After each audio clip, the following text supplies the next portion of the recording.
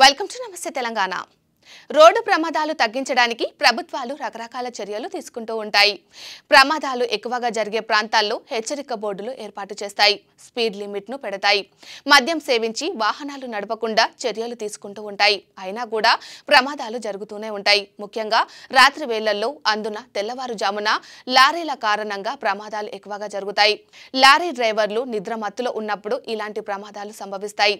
ఇవి గుర్తించిన ఒడిశా ప్రభుత్వం లారీ డ్రైవర్ల నిద్రమత్తును వదిలించాలని నిర్ణయించింది.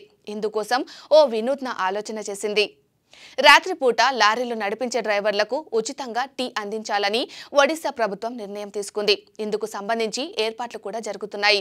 ఆ రాష్ట్రంలోని రహదారుల్లో ఉన్న దాబాలు, హోటళ్లలో లారీ డ్రైవర్లకు ప్రభుత్వమే ఉచితంగా టీ పంపిణీ చేయనుంది. టీ తాగితే నిద్రమత్తు పోతుందని, పైగా టీ తాగేందుకు ఆగినప్పుడు డ్రైవర్లకు కాస్త ఉపశమనం దొరుకుతుందనేది ఒడిశా ప్రభుత్వం ఆలోచన. జనవరి 1వ తేదీ నుంచి ఉదయం 3 గంటల నుంచి 6 గంటల వరకు లారీ డ్రైవర్లకు ఫ్రీ టీ ఇవ్వనున్నారు. టీ మాత్రమే కాదు, రహదారులపై ఒడిశా ప్రభుత్వం ప్రత్యేకంగా లారీ టెర్మినళ్లను నిర్మించాలని నిర్ణయించింది.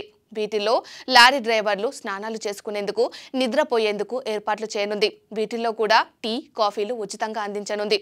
రోడ్డు ప్రమాదాలు తగ్గించేందుకు ఒడిశా ప్రభుత్వం తీసుకున్న ఈ నిర్ణయం బాగానే ఉంది కదూ.